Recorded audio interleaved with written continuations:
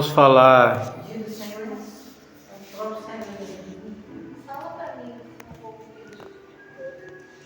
Hein?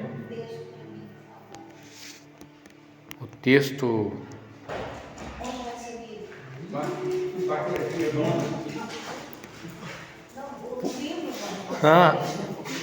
Da Bíblia? Não, por enquanto nós vamos dar início à leitura da apostila, depois nós vamos dando sequência. O primeiro texto nós vamos falar aí, não citar Atos 20, 1 Coríntios. Amém?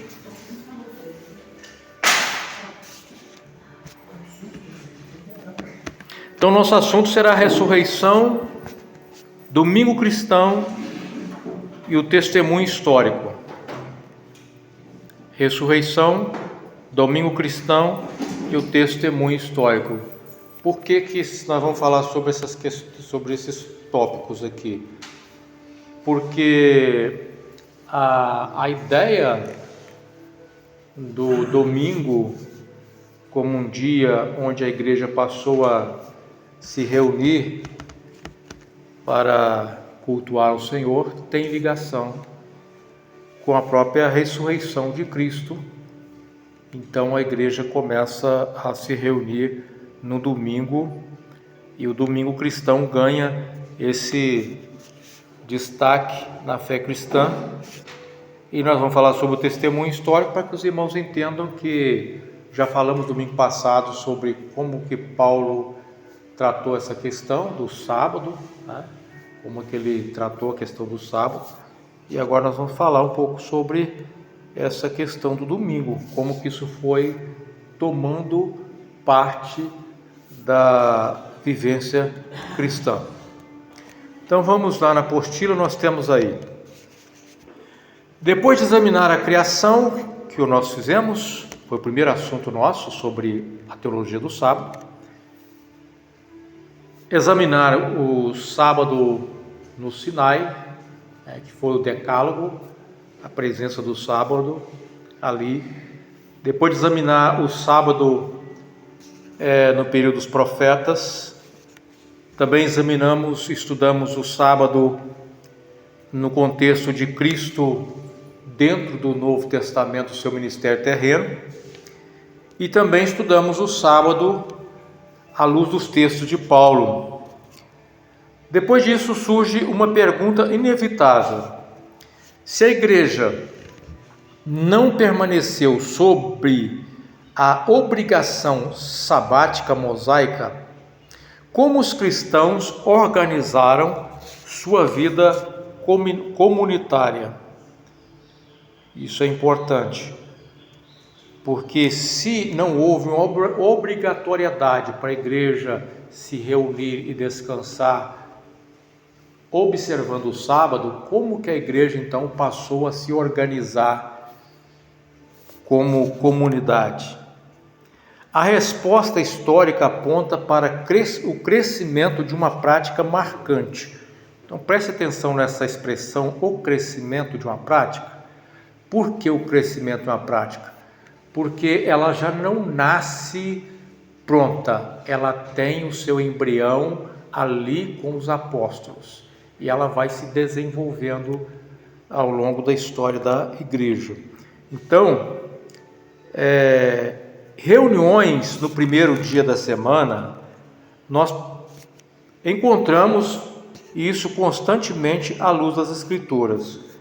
A igreja se reunindo no primeiro dia da semana para prestar culto ao Senhor, para arrecadar as ofertas, sempre no primeiro dia da semana. E essa reunião no primeiro dia da semana, eles reuniam, inclusive, eu acho que eu já até falei isso aqui em outra ocasião, que a celebração da ceia do Senhor se dava toda semana e toda reunião no primeiro dia da semana, no domingo. Eles reuniam para celebrar e também para participar da ceia do Senhor. Por quê? Porque tem uma ligação com a ressurreição de Cristo que acontece no domingo. Esse tema precisa ser tratado com precisão, sem dois erros comuns. Quais seriam esses erros comuns que a gente às vezes pode observar? Negar qualquer relevância histórica do domingo cristão. Negar qualquer relevância histórica do domingo cristão, ou seja, não houve nenhuma coisa importante na história da igreja com relação ao domingo cristão. Ou transformar o domingo em um simples sábado reembalado, ou seja, a ideia de substituir o sábado por domingo. Então você sai da obrigatoriedade do sábado e entra na obrigatoriedade do domingo. Então isso é um erro também. Nós vamos perceber que isso aconteceu ao longo da história da igreja. Ainda alguns grupos, poucos hoje, mas ainda tem essa visão. O centro histórico muda. Na antiga aliança, o sábado lembrava o quê? A criação que foi concluída, não é isso? Deus descansou no sétimo dia.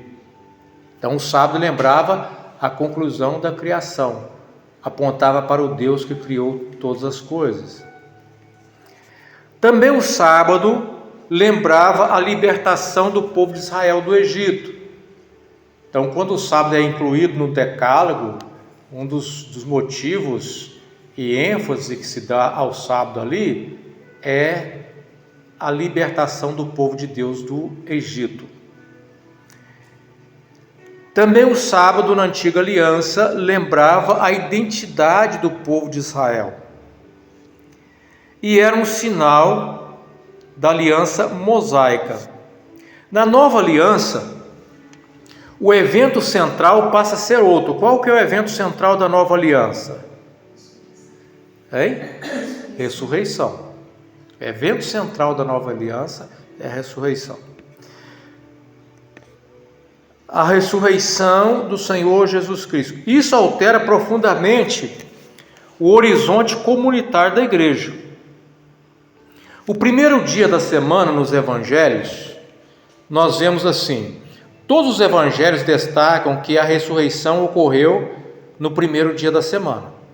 Esse detalhe não aparece acidental, ou seja, não aparece simplesmente ali como algo comum, mas algo importante, a identificação da ressurreição num dia específico, primeiro dia da semana. O primeiro dia torna-se memória viva de quê? Da nova criação iniciada. Vamos fazer uma comparação. O sábado apontava para quê? Para a primeira criação do mundo físico que nós conhecemos. Só que em Cristo nós nascemos de novo. Em Cristo a natureza caída, ela é regenerada, ela nasce de novo. Em Cristo nós temos uma nova criação e uma nova identidade. Então, a ressurreição de Cristo no primeiro dia de semana, o primeiro dia de semana passou então a ter uma memória da nova criação iniciada na ressurreição de Cristo. Até aqui está dando para entender?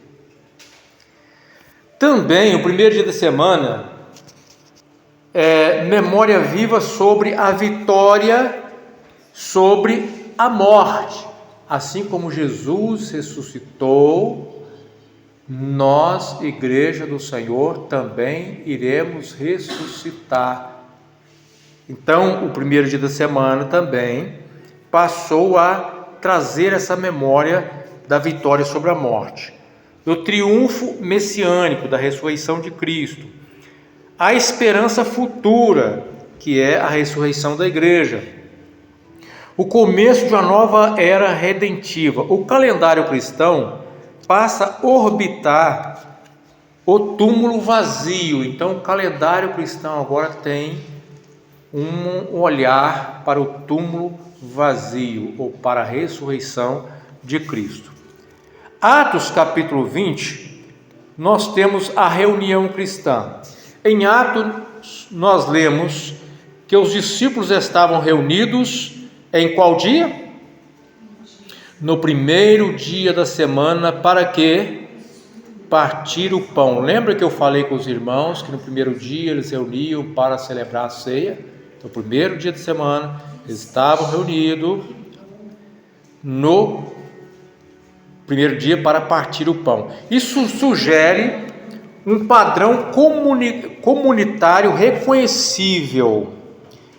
A reunião da igreja, a comunhão, o ensino apostólico acontecia constantemente nessas reuniões, no domingo. A ceia, partir do pão, a centralidade congregacional no domingo. Não prova legislação rígida, mas mostra prática relevante. Ou seja, o que eu quis dizer aqui? O que nós falamos antes? Não quer dizer que existe uma legislação rígida que a igreja precisava agora de observar o domingo, assim como a antiga aliança precisava observar o sábado. Não existe essa rigidez, mas a gente percebe nos textos bíblicos que isso se tornou uma prática inicial da igreja reunida no domingo por causa da ênfase da ressurreição de Cristo e o seu significado para a vida cristã. 1 Coríntios capítulo 16, Paulo também orienta: no primeiro dia da semana, cada um de vós põe à parte o que tiver recolhido. Ou seja, Paulo está orientando a igreja nesse contexto para arrecadar ofertas para ajudar os cristãos pobres de Jerusalém. E essas ofertas eram recolhidas no primeiro dia da semana. E por que elas eram recolhidas no primeiro dia da semana? Porque era o dia onde a igreja comumente se reunia para prestar culto ao Senhor no primeiro dia da semana. Aí nós temos que isso indica regularidade suficiente para usar o primeiro dia como referência comunitária.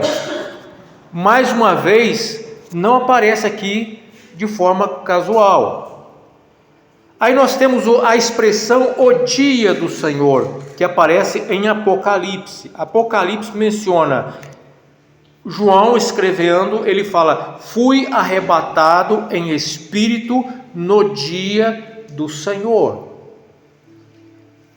Há debates interpretativos sobre que dia é esse que João está falando do dia do Senhor.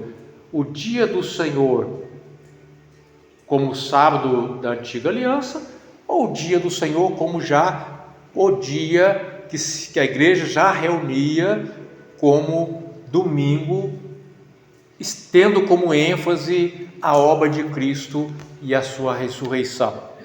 Então existe esse debate sobre o que seria esse dia do Senhor dito pelo apóstolo João. Mas desde cedo a tradição cristã associou essa expressão ao dia ligado especialmente ao Senhor ressuscitado.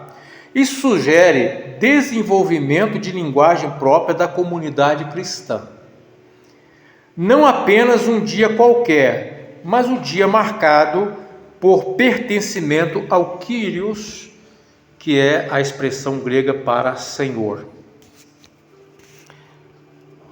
O que isso não significa? Isso é importante. O que isso não significa? Aqui muitos erram. Não significa. A evidência histórica do domingo cristão não exige concluir que houve mera troca mecânica do sábado para o domingo.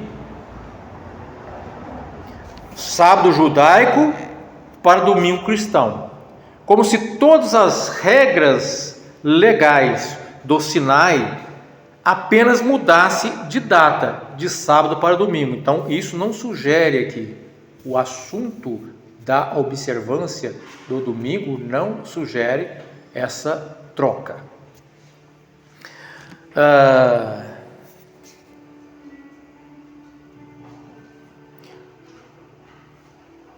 Esse modelo de troca é muito simplista. A igreja antiga, em larga medida, via o domingo mais como celebração da nova criação do que como repetição jurídica do sábado mosaico. Então, quando você vai olhar para a igreja, desde as reuniões apostólicas no primeiro dia de semana, assim como posterior na história da igreja dos primeiros séculos, nós vamos ver que eles sempre entenderam isso de forma como uma prática de reunião cristã e não como uma legislação à semelhança da legislação que havia em cima do sábado. Testemunho dos primeiros séculos. Documentos antigos confirmam prática dominical precoce. Didaquê. A Didaquê é um documento, irmãos. Esse documento é conhecido como documento dos 12 apóstolos, instruções dos 12 apóstolos. Esse documento data do início do século, do primeiro século, início do segundo século. Alguns colocam como os anos 90 a datação desse documento aí. É um documento que está ainda bem dentro do período dos apóstolos viveram. Então é um documento, não é um documento inspirado, mas é um documento importante. É um documento importante, porque através desse documento que é tão ligado ao costume e prática dos primeiros cristãos, a gente pode tirar algumas informações importantes do ponto de vista da história da igreja. Então, a Didaquê fala da reunião no dia do Senhor para partir o pão. Esse documento traz e fala da importância da igreja reunir no dia do Senhor para partir o pão, a semelhança do que nós encontramos nos textos bíblicos. Inácio de Antioquia contrasta a antiga ordem com vida centrada no dia do Senhor. Então eles trazem a expressão dia do Senhor, o dia de domingo, o dia da ressurreição de Cristo. Eles chamam esse dia da ressurreição de Cristo de domingo do dia do Senhor. Já nos primeiros séculos eles vão identificar esse dia como o dia do Senhor ressurreto. Justino Marte descreve assembleias cristãs acontecendo no domingo. Esses testemunhos mostram que a prática dominical antecede Constantino em séculos. Por que isso é importante? Porque geralmente escuta-se, foi Constantino que trocou o dia para o domingo e tal. Quando você vai para o texto bíblico, começa a estudar o texto bíblico e vai para a história da igreja, os pais da igreja que antecederam Constantino já falavam disso. Então a gente percebe que há uma informação equivocada e de forma proposital para confundir a mente das pessoas.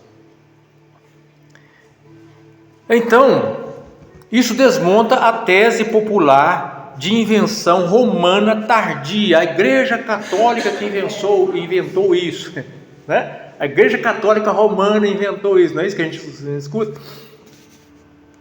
Então, o mito constantiniano.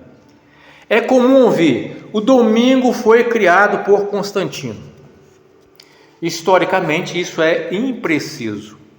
Constantino pode ter influenciado legislação civil posterior. Tá? Ele pode ter influenciado legislação civil posterior. Mas a prática cristã dominical já existia muito antes disso. Confundir reconhecimento político tardio com origem eclesial inicial é erro histórico. Uma coisa foi Constantino reconhecer politicamente aquilo que já era prática da igreja. Outra coisa é dizer que ele criou isso. Não, ele não criou, ele apenas reconheceu politicamente, legislativamente, aquilo que já era prática da igreja. No caso, ele é como se fosse transformado em lei. Porque como imperador e agora convertido ao cristianismo e que vinha de um paganismo, ele agora reconhece o descanso no domingo como algo oficial. Não é lei. Oficial. Eles agora descansavam. Não é obrigatório. Não obrigatório. E ainda que porque isso vai se tornar obrigatório depois, os irmãos vão perceber, depois vai se tornar quase que obrigatório, e isso vai acontecer até na Reforma Protestante, por causa desse entendimento equivocado de querer fazer uma troca do sábado para o domingo, e isso faz com que força a ideia de uma obrigatoriedade. Isso é erro. Isso acontece, é o excesso que acontece na história da igreja relacionado ao assunto. Então, o que importa para nós é conhecer como que o texto bíblico traz o assunto e como que a história da igreja também desenvolveu o assunto, porque isso é prática cristã.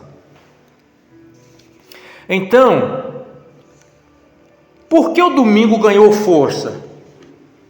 Porque reunia vários símbolos cristológicos: ressurreição, início da nova criação, vitória da luz sobre as trevas, reunião da igreja, antecipação escatológica. Por que antecipação escatológica? Assim como Jesus ressuscitou, nós também ressuscitaremos na vinda de Cristo. Era teologia encarnada no ritmo semanal. Liberdade e ordem. A igreja precisava reunir-se. Nenhuma comunidade vive sem ritmo comum. O domingo tornou-se, em muitos lugares, esse eixo natural. Pastor? Sim. Tem um probleminha. Peraí.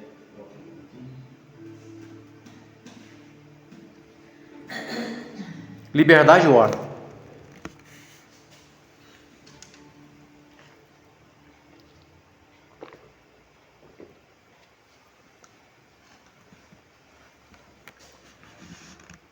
O que você falar aí, que pode, nós vamos. Achou. Liberdade e ordem. A igreja precisava reunir-se. Nenhuma comunidade vive sem ritmo comum. O domingo tornou-se, em muitos lugares, esse eixo natural. É importante que os irmãos saibam que existiu igrejas que tanto reunia no domingo como reunia também no sábado. Existia igrejas que reunia em alguns aspectos até nos dois dias, historicamente, né? O domingo tornou-se, em muitos lugares, esse eixo natural, mas isso não significa que o valor do culto dependa magicamente do calendário. O valor do culto dependa do dia de domingo. Então não significa isso. Ou do dia de sábado. Então o valor do culto não está ligado ao calendário. O centro continua sendo Cristo e a sua Assembleia. Já quebrou o que eu te falei. Deu? Eles estão tentando forçar a gente comprar o aplicativo.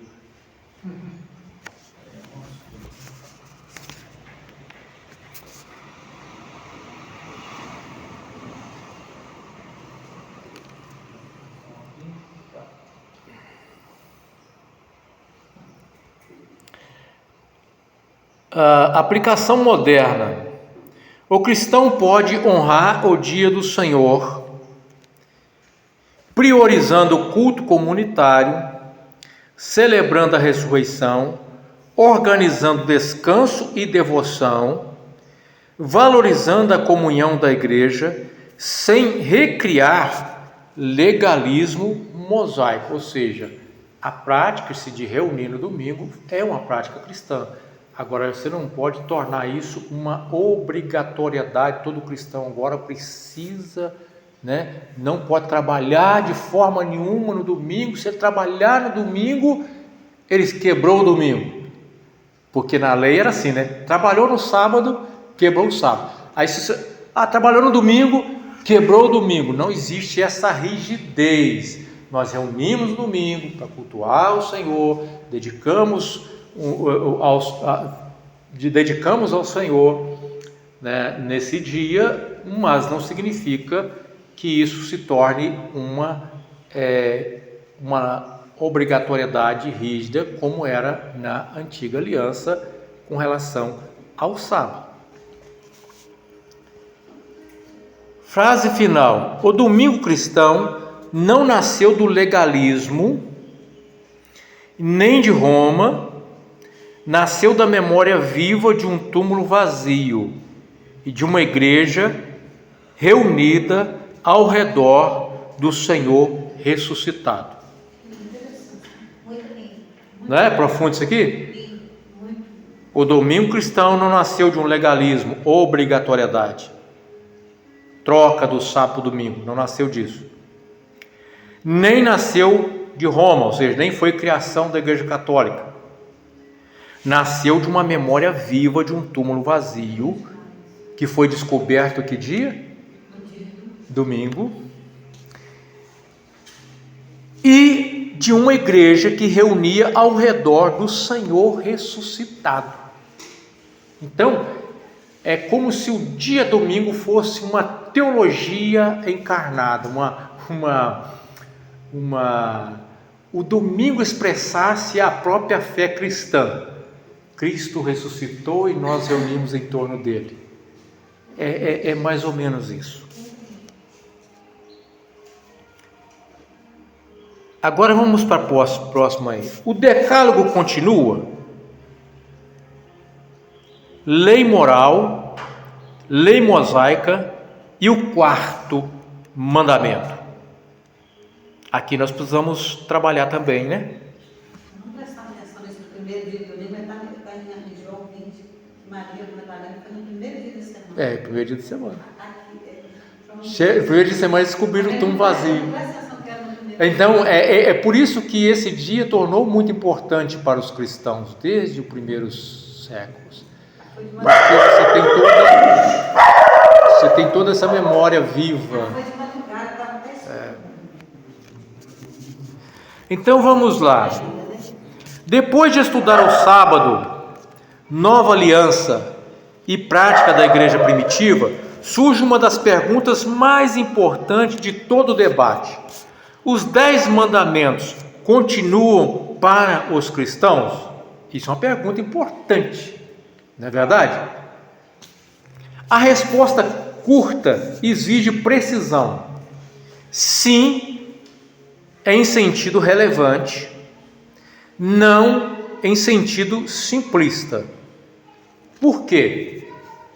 Algumas pessoas, de uma forma muito simplista, dizem assim: os 10 mandamentos não continuam para nós cristãos, nós não temos nada a ver com os 10 mandamentos. Tem gente que fala assim: não temos nada a ver com o que está na lei mais. Isso é simplificar muito as coisas. Existe algo que nós precisamos compreender a respeito disso. Se não for ensinar os 10 mandamentos, eu acho que a sociedade vira. O aspecto moral. Mas justamente porque não obedece, os princípios bíblicos. Agora, você imagina se isso simplesmente fosse jogado no lixo. Não, a sociedade vira caos, não teria como sobreviver. Olha, muitos erros nascem quando se responde apenas sim ou apenas não. não é uma resposta simplista. A pergunta é tão profunda que ela exige também uma resposta mais profunda. Não é simplesmente sim e não, é preciso entender isso. Senão a gente incorre num erro. O tema exige distinções teológicas sérias. O decálogo tem importância singular. As tábuas da lei ocupam lugar especial na revelação do Sinai. Elas apresentam o núcleo solene da aliança mosaica, expressão concentrada de justiça divina, princípios fundamentais da vida pactual, estrutura ética central para Israel. Portanto, minimizar o decálogo seria erro. Ele não é detalhe periférico. Mas o decálogo não é código isolado. Outro erro comum é tratar os 10 mandamentos como se fosse sistema jurídico autônomo, desligado do restante da lei mosaica. Isso nós já falamos isso aqui, né? Nas aulas anteriores. O decálogo, os 10 mandamentos, ele não está isolado dos restantes da lei mosaica. Então, você tem ali a coluna central da lei, mas ela está ligada ao restante da lei mosaica. Na própria narrativa bíblica, o decálogo é seguido por estatutos civis, penalidades, regras cultuais, calendário sagrado, legislação sacerdotal, aplicações sociais, ou seja, funciona como um centro de uma aliança maior. É o que eu falei, que é como se fosse a coluna de toda a lei. O decálogo é a coluna de toda a lei, mas é o centro de uma legislação ampla. Não como um documento solto, pairando acima da história. A distinção útil, lei moral e lei mosaica. Embora a Bíblia nem sempre usa essas categorias técnicas de modo posterior da teologia sistemática, a distinção pode ser útil se usar com cuidado. Ou seja, nós temos nos mandamentos, nós temos alguns aspectos que apontam para uma legislação moral. Nós temos princípios permanentes refletindo o caráter de Deus. Exemplos: não matar, não cometer adultério, não furtar, não mentir, honrar pai e mãe, amar ao próximo.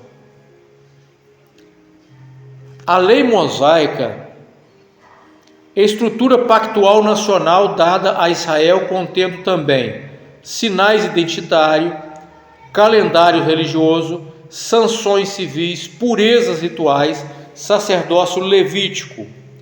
Misturar tudo gera confusão. O Novo Testamento e a continuidade, ou seja, quando nós olhamos para o Novo Testamento, o que nós percebemos de continuidade daquilo que nós encontramos no Decálogo? Diversos mandamentos do Decálogo reaparecem claramente reafirmados pelos apóstolos. Exemplo: idolatria aparece explicitamente ali, sendo condenada no Novo Testamento, sendo reafirmada pelos apóstolos. O homicídio condenado, ou seja, não matar, também reafirmado pelos apóstolos. O adultério, da mesma maneira. O furto, encontramos aquele que furtava, não furte mais, não é isso? A cobiça, honrar os pais, inclusive é citado como mandamento com promessa, né? Os apóstolos falam de honrar os pais. Isso mostra continuidade ética substancial, ou seja, existe uma ética que estava na lei de Deus no Antigo Testamento, que transpõe para a nova aliança, mantendo esse aspecto ético do cristão. O cristão precisa ter uma vida ética, e dentro dessa vida ética, ele precisa olhar para o padrão divino, aquilo que Deus estabeleceu como padrão divino, como norma a ser vivida de forma a agradar a Deus. O cristão não vive sem norma moral, ele vive sob a lei de Cristo, em continuidade aprofundada. O que muda na nova aliança? A obediência deixa de ser mero código externo e torna-se obra interna do Espírito. Jesus aprofunda os mandamentos. O mandamento que nós encontramos no Decálogo, não matar, Jesus inclui o ódio ao irmão como também o mesmo valor de estar cometendo esse pecado, né? Então, quando Jesus vai falar no Sermão da Montanha, ele vai assim aprofundar esses mandamentos de uma forma impressionante. Então, matar não era simplesmente chegar lá e tirar a vida de um irmão, mas você odiar um irmão, você estava também cometendo o mesmo pecado. O adultério, de acordo com Jesus, não acontece simplesmente quando ele se concretiza, mas quando ele é cobiçado no interior do homem.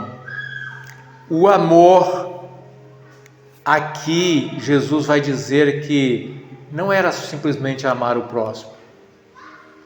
Amar o próximo já estava lá na antiga aliança.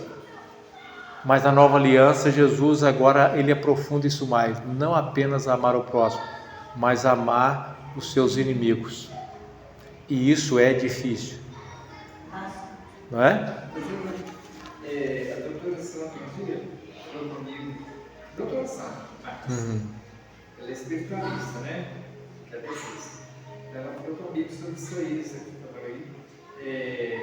ela falou assim, muitas pessoas, inclusive cristãos, falam que ficam falando mal do diabo, do Satanás, do espírito imundo, mas nós temos que amar eles também. Nós temos que amar ele é o nosso inimigo, mas nós temos que amar ele. Isso aí ela está confundindo as coisas. Ela está confundindo as coisas. Quando Jesus fala assim, amar os seus inimigos, a quem ele está se referindo? Ele está se referindo ao ser humano. O ser humano. Ele não está se referindo aos anjos caídos. Não existe nenhum mandamento na Bíblia que você precisa amar o diabo. É porque no Espiritismo até o diabo será salvo. E na verdade eles nem acreditam na existência de um diabo como nós acreditamos. Aquilo que é a ação de, por exemplo, para eles demônios não são demônios, são pessoas que não alcançaram na vida anterior uma progressão e estão em estado de evolução e se tornaram aí, por falta de evolução, se tornaram espíritos obsessores, mas não são demônios. Esses estão no estágio de evolução e vão chegar ainda a uma evolução final. Então, é por isso que na linguagem dela, ela vai interpretar que você precisa amar, porque para eles o diabo e os demônios são pessoas aí que... Né? Eles não acreditam em inferno. Não. Não tem justificativo, porque eles evoluem. Eles vão chegar de qualquer forma, eles vão chegar. Então eles acreditam no purgatório, né, pastor? Outra coisa que a gente precisa entender com relação a amar os inimigos Uma coisa importante a gente entender com relação a amar os inimigos é que, nesse sentido, Jesus não está falando de sentimento. Amor não é apenas sentimento, amor é prática. Então, amar o inimigo é praticar o bem até para com os nossos inimigos, demonstrar amor nesse sentido, né? E muitas pessoas dizem que é mais fácil seguir a Jesus Cristo do que seguir os mandamentos de antigamente, os 10 mandamentos de antigamente. Os que Jesus, né, acrescentou, aprofundou, se tornou mais difícil ainda. Complicou mais difícil. Porque envolve sentimento interior que ele enxerga. Não só fazer o que os outros veem. O culto não depende de geografia específica. Portanto, continuidade existe, mas transformada cristologicamente. Aí vem uma outra questão muito importante. E o quarto mandamento? Porque no quarto mandamento você tem a observância do sábado. Aqui está o centro do debate. Enquanto os outros mandamentos morais são reafirmados diretamente como exigências éticas universais no Novo Testamento, o sábado recebe um tratamento distinto no Novo Testamento. Ou seja, enquanto os demais são reafirmados como observância universal, o sábado, como nós já estudamos, ele tem um tratamento diferenciado, ou seja, não era obrigatório, alguns cristãos poderiam observar ou não, de acordo com aquilo que estava no seu interior, na sua liberdade cristã. Então, eles trataram o quarto mandamento não da mesma forma que tratou os demais mandamentos. Os demais mandamentos permaneceram, eu falo do mandamento aqui do decálogo, né? Permaneceu reafirmado no Novo Testamento como observância universal para todo cristão, com exceção do sábado, que não é tratado dessa maneira. E aí nós podemos até citar aqui o que nós já estudamos sobre Colossenses capítulo 2, né? Uns fazem distinção entre dias e dias, outros julgam iguais todos os dias. Ninguém vos julgue, né? Na verdade, estou citando Romanos e misturando com Colossenses. Na verdade, Colossenses está lá: ninguém vos julgue por causa do dia de sábado. A diferença entre dia como questão de consciência aparece em Romanos 14, né? Aí Romanos 14 que vai aparecer aquilo que eu acabei de citar, que uns faz diferença entre dias e dias, outros julgam iguais todos os dias. Cada um deve estar inteiramente seguro no seu próprio ânimo, servindo ao Senhor. Então a gente percebe que há um tratamento diferenciado com relação ao quarto mandamento pelos apóstolos. Alerta contra o retorno a calendários regulatórios, isso aparece em Gálatas. O descanso reinterpretado em Hebreus, onde Hebreus apresenta o descanso em Cristo e não em um dia, né? Cristo é o descanso, e o descanso também em Hebreus ele é escatológico, porque ele aponta para um descanso milenar que acontecerá na vinda de Cristo. A prática cristã ligada ao dia do Senhor, isso nós percebemos também no Novo Testamento. Esse conjunto explica por que muitos teólogos entendem que o quarto mandamento continua tipologicamente, não literalmente. Tipologicamente significa o quê? Que o mandamento carregava realidades permanentes como necessidade humana de descanso. Então, nesse sentido, a necessidade humana de descanso estava explícita no quarto mandamento. E o cristão ainda precisa descansar em Cristo, né? Prioridade do culto, tempo consagrado a Deus, confiança no provedor, esperança escatológica. Tudo isso envolve a figura do quarto mandamento. Mas sua forma mosaica específica não permanece intacta como o jugo legal semanal obrigatório. Essa distinção resolve muitos impasses. Erro de dois extremos. Erro 1. Tudo no Sinai continua idêntico. Os 10 mandamentos continuam idênticos hoje. Esse é o primeiro erro. Segundo erro. Nada no Sinai importa mais. Ambos falham.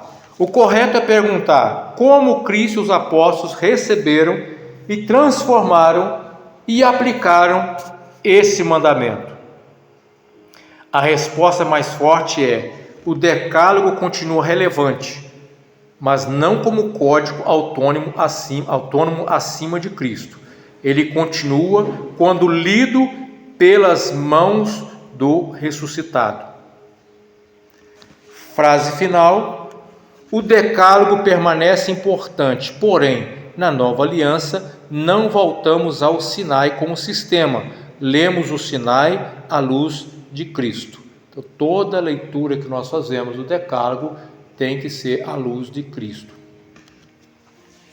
Até aqui está dando para entender, irmãos?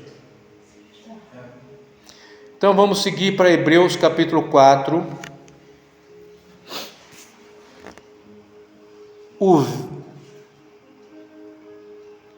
Faltou alguma coisa aí, né? A apostila eu coloquei assim, Hebreus 4 e o verdadeiro descanso, né? Faltou descanso na apostila aí, mas é o verdadeiro descanso.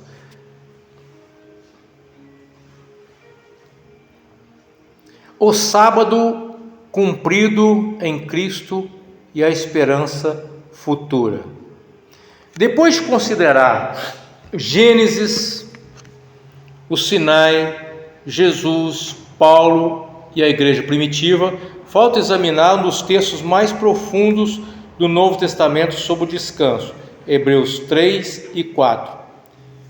Esse capítulo não discute apenas qual dia guardar.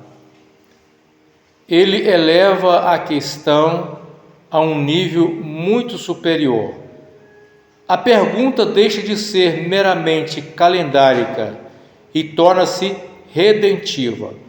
Como o povo de Deus entra no descanso divino? Essa mudança é decisiva. O contexto de Hebreus. O autor escreve a cristãos pressionados. Só um minuto, pastor.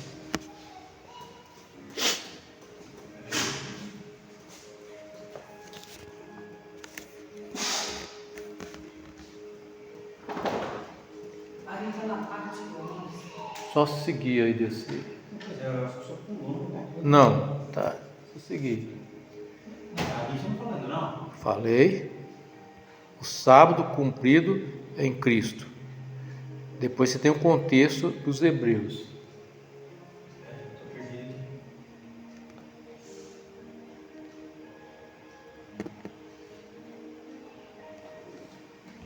Eu vou colocar aqui, só me ajuda lá. Tá. Tá aí, ó. Vai lá. Volta no início, volta. Volta.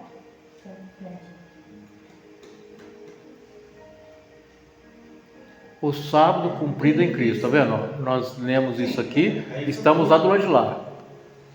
Contexto dos Hebreus, estamos do outro lado lá. Isso. O autor escreve a cristãos pressionados, cansados e tentados a retroceder. Então, qual que é o propósito da carta aos Hebreus? O autor tem uma preocupação. Os cristãos hebreus, ou seja, judeus que se converteram ao cristianismo, estavam sendo pressionados a retornar às práticas judaicas. E eles estavam já cansados de tanta pressão que estava acontecendo, e eles estavam correndo um risco sério de uma apostasia, um retorno ao legalismo judaico. Então, o autor aos Hebreus vai falar da superioridade da nova aliança em relação à antiga aliança. Ele vai mostrar a superioridade de Cristo como o nosso legislador em relação a Moisés, o legislador da antiga aliança. Então ele mostra essa superioridade. Os judeus tinham como líder Moisés, os cristãos têm como líder Cristo. Ele vai mostrar, na antiga aliança você tinha o quê? O sacrifício dos animais. No Novo Testamento nós temos um sacrifício do Cordeiro perfeito, um sacrifício único, suficiente. Então ele vai mostrar todas essas questões. E ele não poderia deixar de falar do sábado. E ele vai tratar do sábado, mas ele vai mostrar agora como que o povo entra no descanso do Senhor. Como que o povo entra no descanso do Senhor? Então o autor descreve, para exortá-los, ele relembra a incredulidade de Israel no deserto. Ele vai tratar essa questão, como é que Israel ficou incrédulo no deserto, como é que foi punido por causa da incredulidade no deserto. O fracasso em entrar na terra prometida. Ele vai dizer que Josué não deu descanso ao povo, porque o descanso que a lei mostrava como terra prometida tinha uma linguagem até mesmo tipológica, mostrando para um descanso maior que viria em Cristo Jesus, e não era simplesmente entrar na terra prometida e descansar, porque na terra prometida eles não descansaram realmente. Ele vai mostrar isso. O perigo de endurecimento do coração, Hebreus trabalha essa questão, a necessidade de perseverança na fé. A história do Êxodo vira advertência pastoral para a igreja. O descanso não terminou com Josué, eu acabei de falar para os irmãos, então o que ele vai mostrar? Que o descanso não terminou com Josué. O argumento central afirma que Josué não deu descanso final ao povo. Se tivesse dado, Deus não falaria posteriormente a essa entrada na terra prometida de um outro dia de descanso. Então o Senhor falou de um outro dia de descanso. Ora, por que Deus falou de um outro dia de descanso se eles já estavam na terra prometida? Isso significa que Canaã, embora real e importante, não era a consumação última. Ela apontava para algo maior, que eu acabei de falar aqui para os irmãos. A história de Canaã, ela acabou se tornando uma história tipológica de um descanso e de uma promessa maior. Múltiplas camadas de descanso. Hebreus trabalha vários níveis simultaneamente. O descanso criacional, Deus descansou de suas obras. O descanso histórico, Israel buscou entrar na terra. Descanso presente pela fé em Cristo. O crente entra no descanso de Deus confiando em Cristo. Descanso futuro consumado, plena herança escatológica ainda aguardada. Hebreus vai dizer que ainda nós aguardamos um descanso. Que descanso é esse?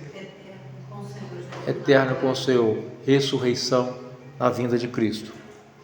Essa riqueza impede leituras rasas. O termo sabatismo, o texto usa a palavra grega sabatismos. Muitos debates surgem aqui. Alguns entendem como prova de guarda semanal, obrigatória, contínua. Mas no fluxo do capítulo, o termo descreve o descanso reservado no povo de Deus, ao povo de Deus, em sentido teológico amplo, conectado ao repouso divino, não mera instrução calendárica isolada, né? Inclusive, nós podemos até lembrar aqui, quando Jesus convida o povo, vinde a mim todos que estáis cansados e oprimidos, e encontrais descanso, o termo que aparece lá é sabá, encontrareis sabá para as vossas almas, encontrareis descanso para as vossas almas. Então, Cristo se apresentando como o próprio descanso da alma humana, ou o próprio sábado. O verso central que aparece em Hebreus diz o seguinte: resta, portanto, um repouso sabático para o povo de Deus. A questão é: que repouso é esse? O contexto responde: participação no descanso de Deus. Entramos agora, aguardamos ainda. Hebreus combina presente e futuro. Nós vamos ver isso muito na teologia, irmãos. O aspecto já e o ainda não. Já e ainda não. Por exemplo, Descanso perfeito e Cristo já reina? Já. Mas ainda não no sentido amplo que será no reino milenar. Já somos ressuscitados com Cristo? A Bíblia diz que nós já fomos ressuscitados com Cristo, mas ainda não, porque nós aguardamos a ressurreição corporal na vinda de Cristo. Então a Bíblia sempre vai trabalhar essa questão do já e ainda não. Hebreus combina presente e futuro. Já entramos pela fé no descanso da obra consumada de Cristo, mas ainda aguardamos a plenitude desse descanso na consumação. Isso é típico da escatologia do Novo Testamento. Já reconciliados, estamos com Cristo. Ainda aguardamos a glorificação. Que é a glorificação? Quando vai acontecer a glorificação? A transformação do nosso corpo. Já somos salvos, mas ainda esperamos a redenção final. Já é descanso espiritual, mas ainda esperamos descanso total no futuro. Cristo como descanso maior. O paralelo com Mateus 11, eu acabei de citar para os irmãos, é forte: vinde a mim e eu vos darei descanso. Jesus não oferece apenas um dia, ele oferece a si mesmo. Isso não anula o valor de ritmos semanais, mas mostra que o centro mudou do calendário para a pessoa do Messias. O que Hebreus não faz? É importante notar que o texto de Hebreus não ordena guarda sabática semanal aos gentios. Não reitera sanções mosaicas para quem não guardar o sábado. Não transforma calendário em teste espiritual. Então, se você observa um calendário, você é mais espiritual do que aquele que não está observando. Não manda retornar ao Sinai. Ao contrário, ele espiritualiza e escatologiza o tema sobre o sábado.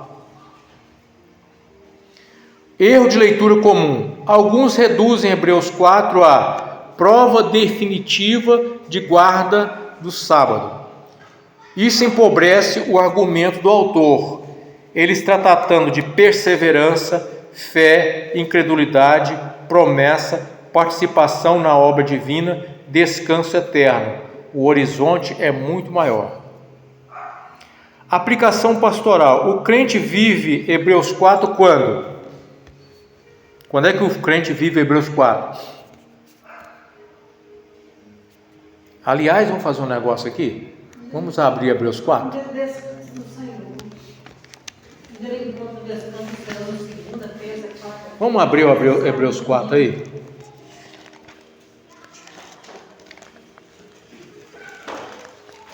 Só sei que quem não vê está perdendo.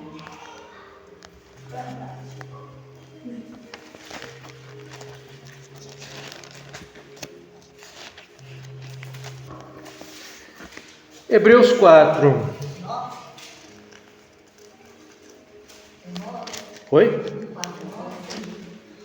Não, eu quero ler para os irmãos aqui, capítulo 4 aqui, mais amplo, para a gente...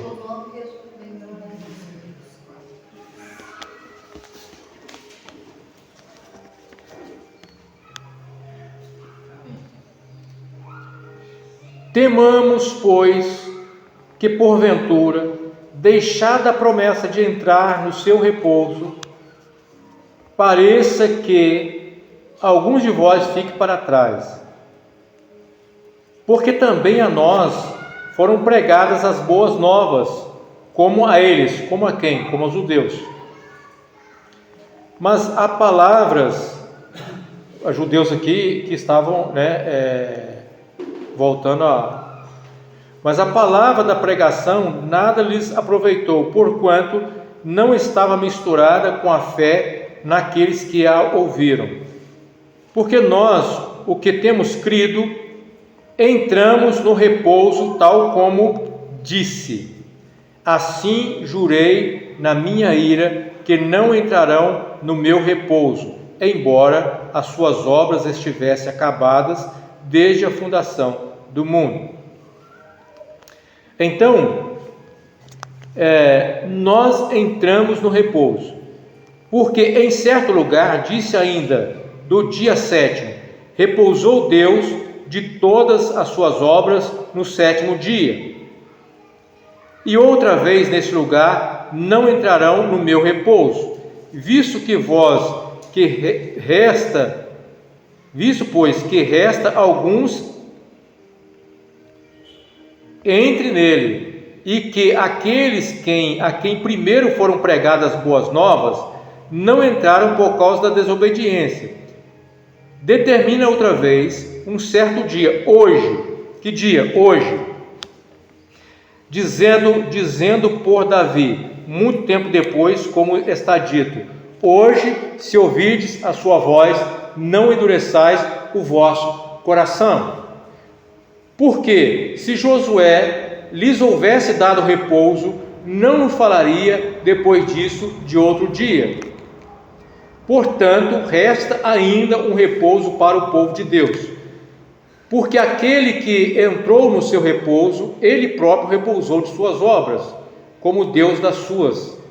Procuremos, pois, entrar naquele repouso, para que ninguém caia no mesmo exemplo de desobediência.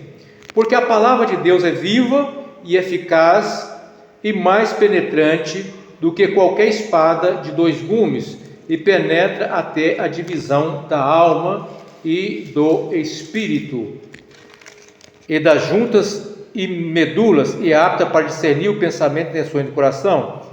E não há criatura alguma encoberta diante dele, antes todas as coisas estão nuas e patentes aos olhos daquele com quem temos que tratar. Cristo é superior ao sumo sacerdote e ao antigo pacto, visto que temos um grande sumo sacerdote, Jesus, Filho de Deus, que penetrou nos céus. Retenhamos firmemente nossa confissão, porque não temos um sumo sacerdote que não possa compadecer-se das nossas fraquezas, porém um que, como nós, em tudo foi tentado, mas sem pecado. Cheguemos, pois, com confiança ao trono da graça, para que possamos alcançar misericórdia e achar graça, a fim de sermos ajuntados em tempo oportuno. Então, vamos parar por aqui, porque aqui vai estendendo o assunto até no capítulo 7.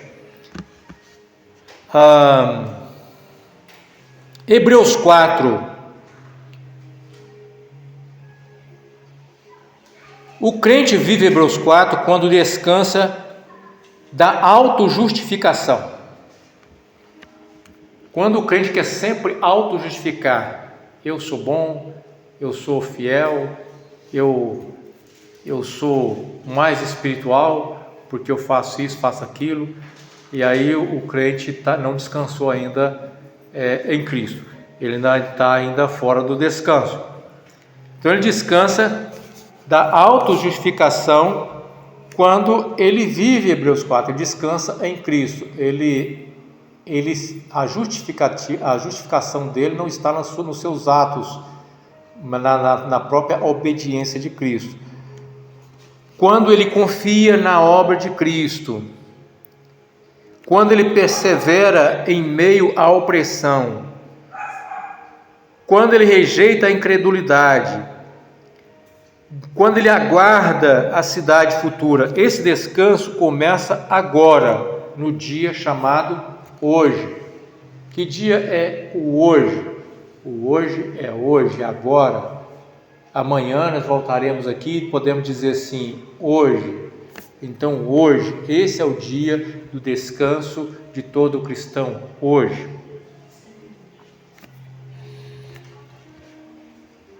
O valor de um dia de culto continua, sim, como sabedoria comunitária e prática da igreja.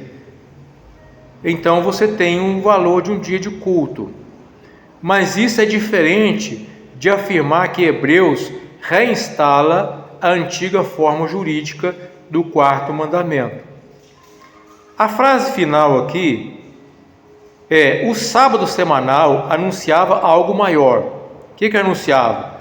Descanso vivo no Cristo presente e descanso perfeito no Cristo vindouro.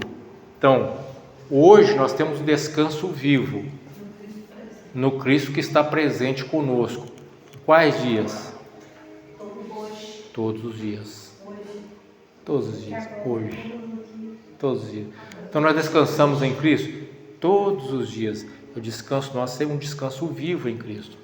Mas é um descanso que também será perfeito na sua totalidade na vinda de Cristo, quando nós vamos deixar as nossas falhas, as nossas dificuldades aqui, para viver para a plenitude daquilo que Deus veio fazer e realizar em nós através da obra de Cristo.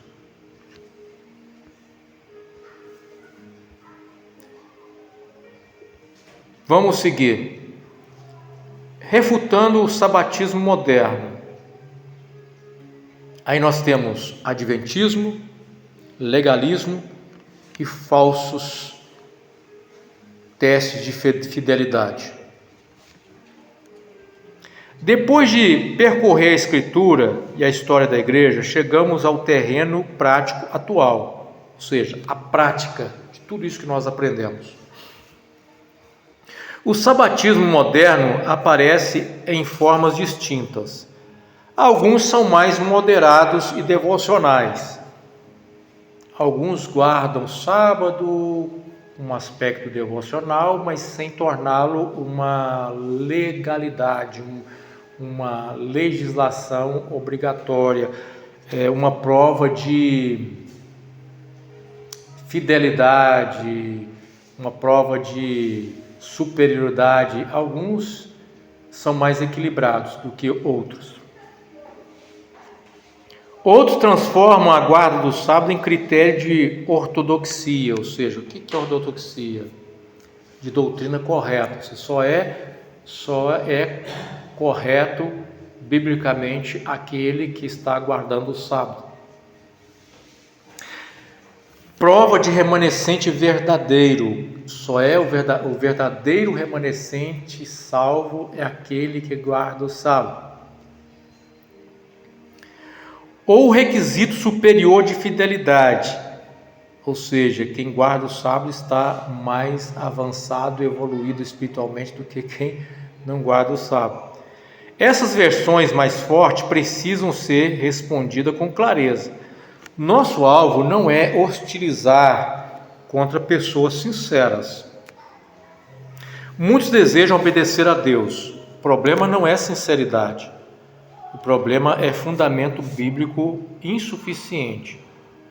Tipos de sabatismo moderno. Hoje encontramos, em linhas gerais, o sabatismo devocional, pessoas que valorizam o sábado como disciplina espiritual sem condenar outros, sabatismo denominacional, igrejas que têm a guarda do sábado, sistemas que fazem do sábado marca distintiva institucional, sabatismo soteriológico, talvez esse seja o pior dele, só é salvo quem guarda o sábado, quem não guarda está condenado, ou seja, é obrigatório guardar o sábado você ser salvo. Então esse talvez seja o pior dele quando se está enfatizando essa questão.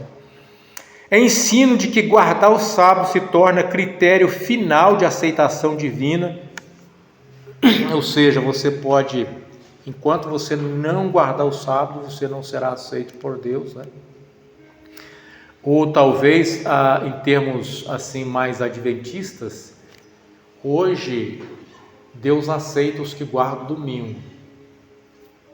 Mas haverá um momento final, que haverá um decreto dominical. Quando o governo do anticristo decretar a observância do domingo, aí, para você ser fiel e aceito por Deus, você precisa descansar no sábado e não pode descansar no domingo. Isso. Claro que se o anticristo, nós estivermos na época dele, decretar o domingo como descanso, o salvo não vai aceitar isso, né?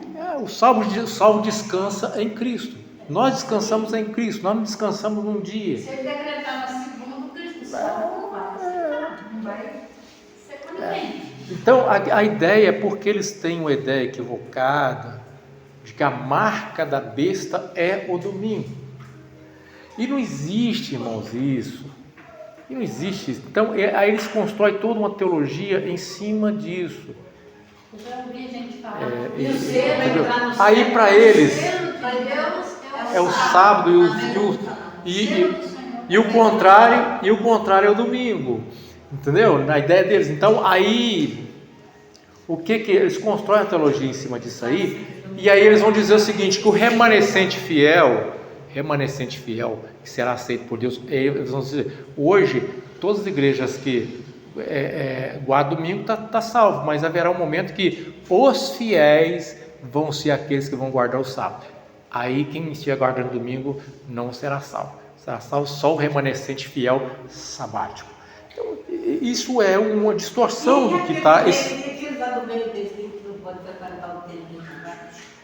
Hein? Ele não pode frequentar o templo do sábado. Ele não pode frequentar as reuniões do sábado. Se partir antes de aposentar e poder frequentar o sábado, Uma passagem que Jesus fala que o sábado foi feito para o homem, né? Não era para ter. O sábado foi feito por causa do homem, não o contrário. Então, assim, é importante. Só mais uma perguntinha. Como será que essas pessoas explicam quem morreu? Quem guarda o domingo e já morreu? Não ficou para ressurreição, para a volta de Jesus. Então, Agora, mas depois não vai ser nada. Algumas linhas mais moderadas vão dizer o seguinte, que essas pessoas são salvas. Elas são salvas. parece que o Rodrigo Agora, o problema maior para eles, para alguns, não são todos, mas existem pessoas que hoje vão dizer o seguinte, que todos nós estamos... Existem pessoas que hoje vão dizer, todos nós estamos condenados por não guardar o sábado. Então, existe dentro do sabatismo linhas moderadas e linhas extremas. Os extremos vão dizer que nós estamos condenados. Os moderados vão dizer que não, nós estamos salvos porque ainda nós não recebemos a luz maior do sábado. Quando a luz maior do sábado vier... Não pode frequentar as reuniões do sábado, que não pode descansar no sábado. Lá no meio deles tem fiéis lá que não podem. A não ser que eles não têm profissão. Não, mas aí há uma exceção para determinadas profissões. Há exceções e por lei, os adventistas têm proteção para não fazer nada no sábado. Isso, mas existem algumas exceções. Por exemplo, o médico, algumas profissões são reconhecidas por eles como uma necessidade. Mas lá na lei não tem isso não. Não tem exceção. Mas como eles têm proteção por lei, eles podem mudar, por exemplo, escalas. Se ele é adventista, como ele tem essa proteção, essa liberdade de culto, vamos dizer assim, eu creio que a maioria deles consegue, por exemplo, fazer uma mudança de escala. Não, eu não trabalho no sábado, mas eu trabalho no domingo para você, que é o seu dia de descanso. Eu creio que deve dar para poder fazer muita mudança de escala. As empresas não há muita exceção também não. Mas eles têm proteção por lei. Eles trabalham para adventistas. Eles contratam... Por exemplo, um piloto de avião, um jogador de futebol. Ah, não tem, não tem. Médico, mas tem bigotariano. jogador Como de é que vai futebol. trocar? Tá trocando para empresa. Que eu saiba de jogador de futebol. Eu só contar, é igual a Maranata, não dá só serviço para vender Maranata. Tá a Maranata na boca do povo de novo. Então, Você tem as faculdades os adventistas. adventistas são assim, né? Os que são adventistas, eles dão prioridade a escolas adventistas. Sim, faculdades, para porque facilitar até a vivência deles. Eles são Eles têm uma Na mega questão de alimentação, eu acho que eu tenho que pegar isso aí para eles. Eles têm uma mega estrutura, você não tem ideia de como os adventistas, financeiramente, eles têm todas as áreas, né? Eles estão presentes, escolas, Só nas para crianças, das faculdades, hospitais. Eles Aqui têm vamos lascar. Igual nós. Você tem também o sabatismo conspiratório apocalíptico. Isso está muito ligado àquilo que nós já mencionamos aqui, ou seja, o sabatismo conspiratório apocalíptico é a ideia de que o anticristo vai vir e vai criar o dia de domingo como obrigatoriedade e tal. A gente viu o filme que eles fizeram, eles foram para a Amazônia, eles foram para o mata, o governo está seguindo eles, porque eles não negaram. A ideia de que domingo é a marca da besta. É o sábado, não é negar Jesus, não. Não, é o sábado. O sábado, o selo final dos fiéis. O filme viaja na maionese. Nem todos os grupos defendem tudo no mesmo grau, então isso é importante. Nem todos os sabatistas defendem tudo no mesmo grau. Então você não pode ser simplista de querer falar assim, querer dizer que todos eles têm a mesma visão, todos eles vão condenar a gente. Não é. Existem diferentes níveis de sabatismo. Argumento 1. O sábado foi instituído na criação, logo permanece obrigatório para todos. Resposta. Gênesis 2 mostra santificação no sétimo dia, mas não registra mandamento explícito universal dado a Adão em forma jurídica. Isso nós estudamos no primeiro estudo que nós fizemos sobre o sábado, né? Além disso, a formalização normativa só surge claramente no Êxodo e no Sinai. Raiz criacional diferente de obrigação pactual idêntica em todas as eras. O fato do sábado ter sua raiz criacional, isso é diferente de observância pactual. Argumento 2. O sábado está nos 10 mandamentos, logo continua literalmente intacto. Resposta. O decálogo é importantíssimo, porém integra a aliança mosaica maior. No Novo Testamento, vários mandamentos morais são reafirmados diretamente, enquanto o quarto recebe tratamento diferenciado. Em Colossenses, o sábado do quarto mandamento é tratado como sombra. Em Romanos 14, há liberdade para o cristão guardar ou não guardar o sábado. Gálatas alerta contra o retorno regulatório, incluindo a lei. O descanso é reinterpretado em Hebreus 4. Isso exige nuance real. Argumento 3. Jesus guardou o sábado, logo todos devem guardar igualmente.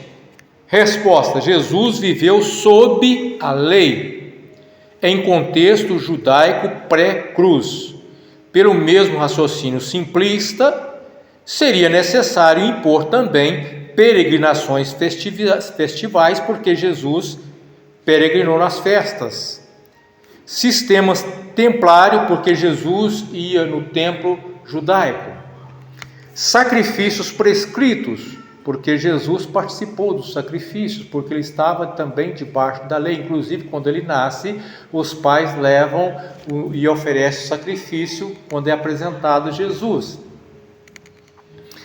Múltiplas marcas da antiga ordem. A vida terrena de Cristo precisa ser lida dentro da transição redentiva. Jesus está dentro de um contexto de transição da antiga aliança para a nova aliança. Ela precisa ser lida dentro desse contexto, respeitando essa transição. Argumento 4. O domingo foi invenção romana. Resposta: historicamente falso, gravemente simplificado. Testemunhos cristãos anteriores a Constantino mostram prática dominical antiga. A Didaquê, Inácio de Antioquia, Justino Marte. Constantino pode ter influenciado legislação civil posterior, não criado prática eclesial originária. Argumento 5. Quem não guarda o sábado desobedece a Deus. Resposta: Paulo proíbe julgamentos por sábado. Romanos 14 concede liberdade quanto aos dias. Se apóstolo deu espaço de consciência, nenhum sistema pode impor onde ele não impôs. Argumento 6. O sábado será o selo final do povo de Deus. Resposta: o Novo Testamento liga o selo do povo de Deus ao Espírito Santo e à união com Cristo, não à observância de calendário semanal. Associar selo escatológico ao sábado exige construção extratextual, não ensino apostólico explícito. Argumento 7. Guardar domingo é marca da besta. Resposta: o Novo Testamento jamais identifica o primeiro dia da semana, reunião cristã ou culto dominical com a marca da besta.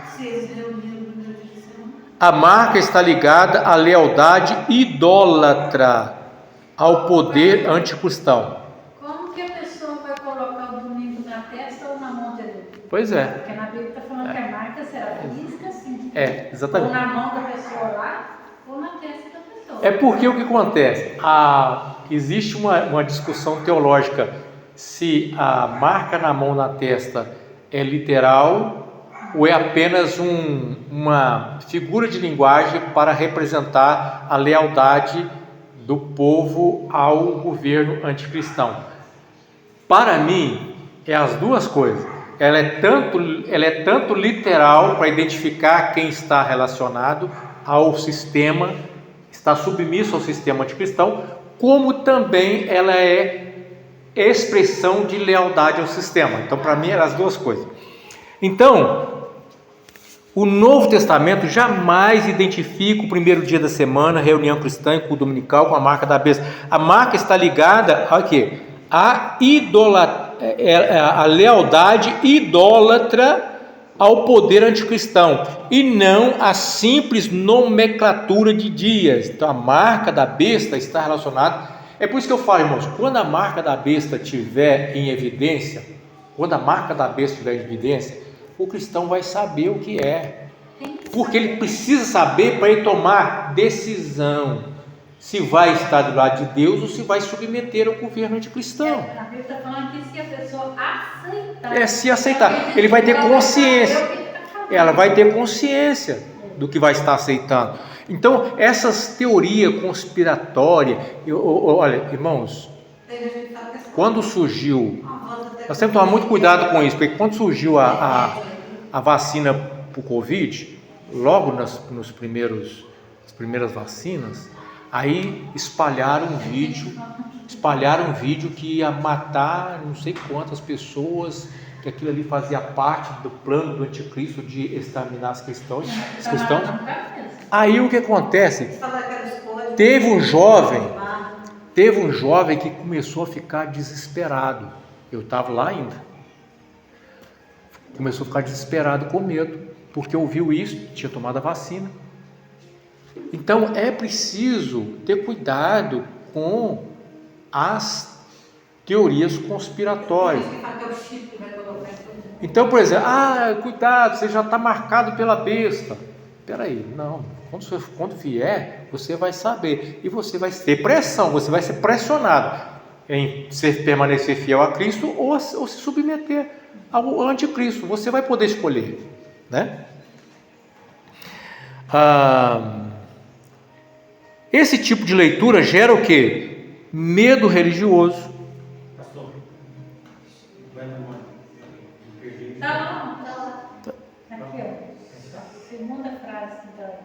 Certo. Esse tipo de leitura gera medo religioso e distorce a escatologia bíblica. O problema mais profundo: muitas versões modernas do sabatismo repetem um padrão antigo. Sinal antigo volta ao centro e Cristo vai para a periferia. Geralmente acontece isso, né? O foco começa a ser no sinal antigo, a lei, o sábado, e Cristo acaba se ficando mais na periferia.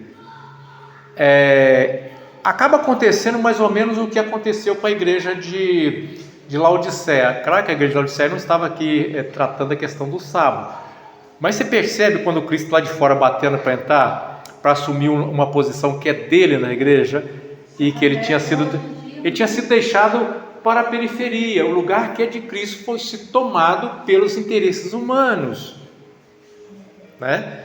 E Cristo ficou na periferia. Dependendo da teologia que você aplica na igreja, Cristo é jogado para a periferia, e a centralidade passa a ser outra coisa.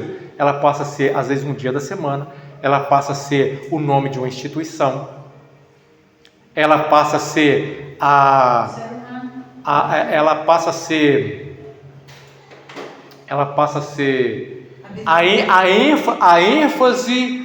ênfase doutrinária. Por exemplo, o que importa é a forma de batismo, se é por imersão, se é por aspersão, se é para quantidade de água. Outras, ela passa a expulsão de demônios, ela passa a cura, elas têm um foco numa ênfase. Prosperidade. Foca-se numa ênfase e esquece o evangelho como um todo. E Cristo como centro, ele precisa ser entendido. Eu até compartilhei um texto para os irmãos lá, porque ontem eu fui abordado por uma pessoa, e aqui não vou citar o nome dessa pessoa para não expor, mas um amigo, e ele mandou uma mensagem assim, dizendo assim: olha, estou seriamente pensando em alugar um espaço para me reunir com algumas pessoas, porque as igrejas não falam da volta de Jesus. E então eu vou reunir com os irmãos, com as pessoas, não vai ter dízimo, não vai ter pastor, nós vamos reunir lá, cada um segue a sua religião, nós vamos reunir para falar da volta de Jesus. Aí eu fiz a pergunta para ele assim: mas sua igreja não prega sobre a volta de Jesus, não? Prega, mas no modo geral e tal, não tem a ênfase. Aí eu falei assim: mas o que Jesus mandou pregar? Jesus mandou a igreja pregar o quê? Pregar o evangelho. E o que é o evangelho? O evangelho tem um eixo: morte e ressurreição de Cristo e segunda vinda de Cristo. O eixo do evangelho. Quando você pega esse eixo do evangelho, para você pregar sobre morte e ressurreição de Cristo, você precisa falar de quê? O que significa a morte de Cristo para a vida cristã? Para você falar do que significa a morte de Cristo para a vida cristã, você precisa também pregar o estado do homem sem Cristo, a natureza caída. Para você pregar sobre a morte de Cristo, você precisa, e da ressurreição de Cristo, você precisa agora ensinar qual é o estado do convertido a Cristo. Porque Paulo falou tudo isso, os apóstolos pregaram tudo isso. Para você falar sobre que Cristo voltará para arrebatar a igreja, você precisa ensinar o que é a igreja e que tipo de igreja será arrebatada. Então, veja bem, que o evangelho, a mensagem cristã precisa percorrer por esse eixo: morte, ressurreição e segunda vinda de Cristo. Você não pode focar a segunda vinda de Cristo e desprezar ou deixar como menos importante todo o aspecto do evangelho. Aí o grande argumento é: mas nós estamos muito perto da volta de Jesus, então hoje é mais do que nunca mais importante falar da volta de Jesus. Bom, Aí nós vamos entender o seguinte: como é que os apóstolos entenderam o momento que eles estavam vivendo? Eles olhavam para eles olhavam para os imperadores romanos e para a perseguição. Eles viam ali a possibilidade de ser os imperadores um dos anticristos. E eles entendiam que eles estavam vivendo uma proximidade real da volta de Cristo nos seus dias. Tanto que Paulo falou assim: nós, o que ficarmos vivos, a expectativa de Paulo é que havia possibilidade de Jesus vir e ele ainda está vivo. Mas eles pregaram só sobre a volta de Jesus? Não, eles não deixaram de anunciar o Evangelho como um todo. Vida cristã, maturidade, caráter cristão, igreja corpo de Cristo, exercício dos dons na vida da igreja. Eles trabalharam todo o Evangelho, porque mais do que falar da vinda, é preparar a igreja para a vinda. E para preparar a igreja para a vinda, não é apenas falando assim, está perto de chegar, é ensinando o que é vida cristã, o que significa isso. Se o cristão não tem consciência da sua realidade em Cristo, a tendência é o medo da vinda de Cristo, é a insegurança, é o medo de ficar para trás, é o medo de não ser salvo, porque não entendeu o Evangelho na sua vida cristã. Então é preciso preparar a igreja para o momento. Aí você fala de santidade, você fala você combate pecado, você fala da mortificação da carne, você fala do combate espírito contra a carne. Você tem que pregar tudo isso. Você não pode colocar uma ênfase. O senhor entendeu, pastor, que esse irmão, ele vai trabalhar só essa... Só. Vai trabalhar só. Volta de Jesus. Pode ser de tudo quanto for. Só. Ele vai trabalhar esse movimento de salvação, ainda eu falei, por exemplo, preparação para encontrar com Jesus. eu até falei com ele assim, Vai ser, o sol vai escurecer. quando ele falou que a igreja, E arrependimento e a santificação, quando ele falou que as igrejas não dão ênfase à volta de Cristo, eu falei assim, a igreja Maranata, a ênfase é a volta de Cristo. Ele não pode afirmar que as igrejas não dão ênfase à volta de Cristo. A igreja Maranata, a ênfase é a volta de Cristo. Mas eles falam lá de um modo muito superficial. Eu entendo que esse moço falou aí, que ele está preocupado com o tempo atual, que está batendo direitinho com o que está escrito na Bíblia sobre o fim dos tempos, sobre a volta de Jesus. Pelo que está na Bíblia, eu compreendo que nós estamos sim. Para entrar lá naquele finalzinho, que nós estamos no Apocalipse. E realmente isso é importantíssimo, deveria ser abordado assim nas igrejas e daquele modo literal não é. É raríssimo a gente ouvir uma pregação, a gente ouvir um esclarecimento sobre esses acontecimentos de hoje, estar batendo também com o Apocalipse que a gente está vivendo. Só que o que você falou, que ele só vai falar sobre isso, aí não. Sobre várias coisas, inclusive os cristãos, as pessoas da igreja precisam de esclarecimento. Precisam de esclarecimento sobre isso. As pessoas estão ficando perdidas. Aí vão buscar na internet, vão buscar nisso, vão buscar no achismo, vão buscar naquilo outro. É por isso a importância dos pastores sérios, né? Passar isso para a igreja. Você sempre fala assim, Jesus não voltar. Eu só falo isso. Precisa encher a cadeira. Que é isso?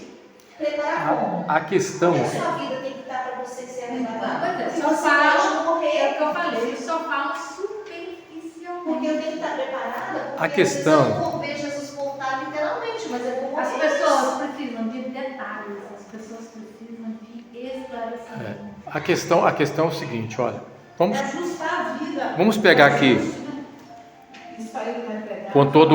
com todo respeito aos nossos irmãos lá da ICM, vamos pegar a teologia deles, né? Então, a ênfase é a volta de Jesus. Então, por causa disso, o que eles enfatizam? Jesus vai voltar, está próximo de vir, o arrebatamento pode acontecer a qualquer momento. As 3 trombetas já tocaram, a 4ª trombeta Jesus virá para arrebatar a igreja. Então a igreja precisa estar preparada para ouvir o toque da trombeta. Para ouvir o toque da trombeta, você precisa estar com a candeia cheia. A candeia é cheia do Espírito Santo. Eu acho que tem que estar. Ser cheio do Espírito Santo. Ser cheio do Espírito Santo é o quê? Ter revelação, profetizar, falar em línguas, ter visões. Enfim, eles não falam sobre a volta de Jesus, sobre o que é certo. Né? Aí, o que nós temos muitas vezes? Cristãos que não têm segurança da salvação, Pessoas prisionadas. cristãos com medo de Jesus voltar e eles ficar para trás, cristãos achando porque eles só vão ser salvos se eles estiverem obedecendo, indo nas madrugadas, fazendo jejum até 9 horas, porque se não fizer isso, vão ficar para trás. Participando de todas as festas. Então, o que acontece, irmãos? Achando que realmente não é na última trombeta, não é na 4ª trombeta. Então, o que acontece? Quando não adianta você só falar do evento e focar no evento. Se você desprezar, o que acontece? Aí outros temas importantíssimos para a vida cristã é deixado de lado. Fruto do Espírito. Pouco se fala. Se fala sobre os dons. E com muita ênfase nos dons. E obrigatoriamente, que a pessoa tem a obrigação de ter dons. Isso. Aí eu pego. Serão seguidos de sinais que não sei o que lá. Ainda fala assim, que para pressionar a pessoa tem que ter um dom, tem que ter alguma coisa. Aí eu Pressionar, tipo assim, se você não tem dom, você não tem nada. Aí eu pergunto, é importante. Aí eu falo assim, é importante a gente ter dons espirituais? É importante. É importante falar sobre os dons espirituais? É importante. Agora, dons espirituais é sinal de vida cristã com Deus? Não. O que realmente tem maior importância na vida do salvo? Fruto do Espírito. Por quê? Porque o fruto do Espírito está relacionado ao caráter do cristão. Aquele que nasceu de novo precisa evidenciar o seu novo nascimento pelo fruto do Espírito que habita dentro dele. Mas pouco se fala sobre o fruto do Espírito. Aí não se fala sobre a doutrina, talvez uma das mais importantes na fé cristã, justificação. O que é de fato a justificação pela fé em Cristo? É extremamente importante falar da justificação em fé em Cristo e explicar o que é isso. As pessoas que não têm a consciência da justificação pela fé em Cristo, ele está procurando ser justificado pela sua obediência, por aquilo que ele vai demonstrar para Deus de quanto ele é bom e merece ser salvo. Está longe de ser. Inclusive para ter um carro na igreja. Então, o que eu estou tentando mostrar para os irmãos é que a ênfase em um tema e desprezando outros é problemas sérios para uma igreja que aguarda, ou pelo menos deveria estar aguardando, a volta de Cristo. Por exemplo, a igreja adventista, quando surgiu num contexto em que as pessoas estavam falando pouco da volta de Cristo. Precisamos falar do advento da volta de Cristo, E aí, na ideia, as igrejas estavam apostatadas e estavam longe do Evangelho. E aí, essa igreja agora tem a mensagem para os remanescentes e o foco é volta de Cristo. Só que com a volta de Cristo, também eles entenderam que o sábado era igualmente importante. Aí colocaram volta de Cristo e sábado, as duas ênfases. Aí você tem uma série de outras questões do Evangelho que precisa ser trabalhado na vida da igreja com mais seriedade. Então, o que eu estou querendo dizer para os irmãos, por exemplo, eu não sei se os irmãos sabem, mas a Reforma Protestante, quando ela surgiu num contexto muito difícil também. Era um contexto de crise moral, contexto de enfermidades, contexto de perseguição, de guerras. E eles chegaram a entender e interpretar, à luz do contexto deles, aquilo que eles olhavam para a Bíblia, eles diziam assim: estamos vivendo os últimos dias, no sentido, Jesus está para voltar ainda talvez na nossa geração aqui, porque tudo que nós estamos vendo aqui aponta para isso. Não sabiam eles que o negócio ia piorar. Exatamente. Mas aí o que eu quero dizer para os irmãos, é o seguinte, que apesar dessa expectativa deles, aponta até de Lutero e talvez, se não me engano, Calvino também, apontar para o Papa como o anticristo, apesar disso, eles não deixaram de anunciar o Evangelho na sua totalidade. Eles falaram sobre as doutrinas essenciais, necessárias de um viver cristão. Eles trabalharam a questão da prática cristã, da santificação. Então, o que eu quero dizer para os irmãos? Que o momento não pode fazer com que a gente enfatiza uma questão em detrimento das outras. O Evangelho tem que ser pregado até o dia da volta do Senhor Jesus. E o Evangelho é na sua completude: morte, ressurreição e segunda vinda de Cristo. Então é muito injusto quando se faz um julgamento uma igreja que às vezes está preocupada em formar cristãos genuínos e dizer que ela não está preocupada com a volta de Cristo. Os irmãos estão entendendo? Porque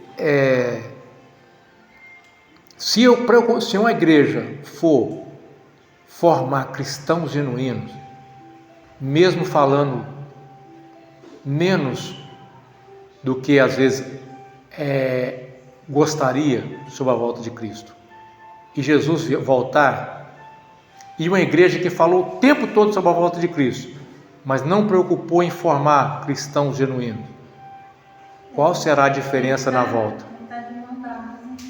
Qual será a diferença, né? Então, quando eu disse que hoje em dia a maioria das igrejas não estão falando sobre a volta de Jesus exatamente do jeito que ela é, associando os acontecimentos com o Apocalipse, isso não é que eu estou julgando sim, as igrejas, não estou julgando um pastor que está querendo formar cristãos genuínos. Essa não foi a minha. Sim, entendi. A minha fala. A minha fala é. Não, eu não estou falando. Os pastores comprometidos com a verdade, com a palavra, precisam falar sobre o assunto. Pregar o Evangelho, arrependimento, transformação de vida, para formar cristãos genuínos, cristãos preparados para na hora que ele morrer, porque não é a volta de Jesus. Eu posso morrer sim, agora, né? Jesus exato, vai estar voltando para mim agora, exato, se eu morrer, né? Não é que eu esperar Jesus voltar no céu e acontecer o arrebatamento, não é isso. Exatamente, isso aí. Mas precisa também alertar as pessoas, sim, porque as pessoas estão muito acomodadas, estão achando que isso não pode, isso pode não acontecer no tempo que elas estiverem vivas. Sim. Né? E o cerco está afetando, A gente não- as coisas estão afetando. A gente está vendo coisas muito escabrosas. Né? Então, a minha fala foi essa. Não entendi. Quando eu falei focado naquilo que eu recebi no WhatsApp. Então, assim, embora ele falou assim, não, eu respeito quem pensa diferente e tal, é o meu pensamento e tal, porque... O mais importante é a nossa preparação espiritual em Jesus, porque eu posso partir agora. Agora, irmãos, muitas versões modernas, o sabatismo rejeitam, repete um padrão antigo. O sinal antigo volta ao centro e Cristo vai para a periferia. Quando isso ocorre, a consciência vira escrava. Consciência vira escrava. Agora já vamos terminar aqui. Estou terminando. Irmãos são julgados, símbolos superam a substância, graça perde destaque. É exatamente o tipo de perigo combatido pelos apóstolos. Como responder corretamente? A igreja deve responder com firmeza bíblica, mansidão pessoal, precisão histórica, liberdade evangélica, centralidade em Cristo. Ridicularizar pessoas sinceras não ajuda. Ceder ao erro também não. Distinção importante: não é errado alguém reservar o sábado para devoção pessoal. Errado é transformar isso em mandamento universal para a igreja, régua espiritual, critério de salvação, identidade exclusiva do povo fiel. Essas extrapolações não se sustentam. Aplicação pastoral: se irmãos estiverem sendo influenciados por sabatismo agressivo, o caminho saudável é mostrar panorama bíblico completo, que é o que nós fizemos aqui nessa escola dominical, textos apostólicos centrais, história da igreja primitiva, suficiência de Cristo, liberdade sem libertinagem. Isso desmonta o erro sem violência. Frase final: quando os homens elevam sinais antigos ao trono de Cristo, precisam ser corrigidos com escritura, verdade e graça. Amém? O próximo nós vamos falar como a igreja deve viver hoje. Ainda não acabamos. Glória a Deus. Glória a Deus. Amém, irmãos? Amém? Nós precisamos nos tornar cristãos genuínos. Amém. Mas é Glória a do Deus. início, não tem quadrado de Deus. O que nós fizemos aqui, irmão? O que nós fizemos em escola dominical é para isso. Nós não demos uma resposta simplória à questão do sábado. Porque a resposta simplória seria simplesmente falar assim: a igreja não observou mais. Mas nós falamos o que é a teologia do sábado na Bíblia. É isso que a gente precisa dar respostas, mas trabalhar as respostas na escola dominical, né? De uma maneira que as pessoas estão compreendendo. Quando a gente for falar, porque vai ter um momento da gente falar sobre a escatologia, e quando eu for falar sobre a escatologia, já vou entrar no assunto com mais Porque não adianta profundidade. falar, é assim, pronto, acabou. Viram, compreendemos que aceitar, né? Amém? Amém. Algum louvor vai encerrar? Vou encerrar. Eu acho uma coisa aqui, o 525 arrebatado foi no dia